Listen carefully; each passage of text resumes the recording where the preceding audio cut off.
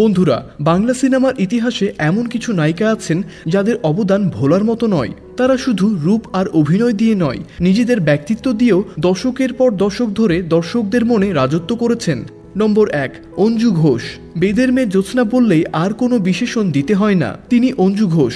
সওদাগর ছবি দিয়ে নরম গরম কিংবা চন্দনদ্বীপের রাজকন্যা হয়ে তিনি মাতিয়েছেন 80-র দশক।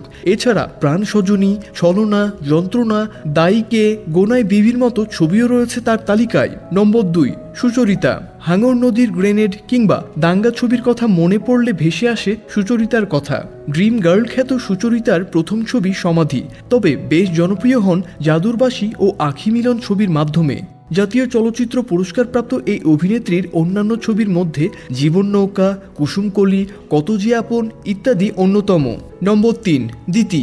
বাংলা চলচ্চিত্রের এই সুন্দরতম নায়িকা আর আমাদের মাঝে নেই। সুন্দর অভিনয় ও ফ্যাশন সচেতনতা নিয়ে মানুষের মন জয় করে নিয়েছিলেন তিনি।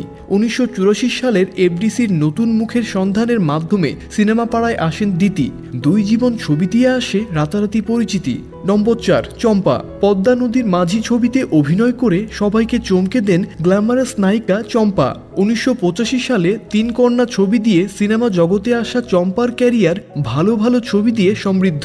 জাতীয় চলচ্চিত্র পুরস্কারও পেয়েছেন মোট 5 বার। নম্বর 5, মৌসুমী। প্রিয়দর্শিনী খেতাবপ্রাপ্ত লাক্স ফটোজেনিক মৌসুমী 1993 সালে কেয়ামত থেকে কেয়ামত ছবির মাধ্যমে দর্শকের হৃদয়ে স্থান করে নিয়েছেন। প্রথম ছবিতেই এমন সাফল্য আর কোনো নায়িকা পাননি। এরপর একের পর এক ছবি করে গেছেন 3 বার জাতীয় চলচ্চিত্র পুরস্কার পাওয়া এই নায়িকা। নম্বর 6, রোজিনা। মানসী ছবির অদ্বিতীয় নায়িকা, যার লিপে সেই বিখ্যাত গান এই মন তোমাকে দিলাম যিনি গেয়েছেন তিনি চিত্রনায়িকা রোজিনা। দীর্ঘদিন ধরে চলচ্চিত্রে ব্যবসা সফল ছবির নায়িকা হয়েছেন তিনি। নম্বর 7, কবরী। বাংলা ছবির মিষ্টি মেয়ে কবরী এখন প্রয়াত, তবে ওনার সুখ্যাতির রেশ থেকে যাবে আজীবন। স্বাধীনতার আগে বাংলা ছবির সবচেয়ে জনপ্রিয় নায়িকা হয়েছিলেন।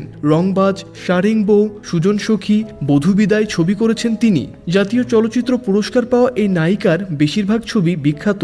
নম্বর 8, শাবনূর। 90-এর পরে সবচেয়ে জনপ্রিয় তারকা হচ্ছেন শাবনূর। 1993 সালে চাঁদনি রাতে সিনেমা দিয়ে বাংলা ছবির অন্ধকার দূর করে রাতের আলো নিয়ে এসেছিলেন এই স্বপ্নকন্যা। মাত্র একবার জাতীয় চলচ্চিত্র পুরস্কার পাওয়া এই অভিনেত্রীর 2 নয়নের আলো, কাল সকালে, বাংলা নিরন্তরের মতো ক্লাসিক ছবিও রয়েছে। নম্বর 9, ববিতা। বাংলা ছবির সবচেয়ে আধুনিক নায়িকা তিনি, তবে টাকা আনা পায় যেমন করেছেন তেমনি করেছেন গোলাপি এখন ট্রেনে, সুন্দরীর মতো ছবিগুলিও।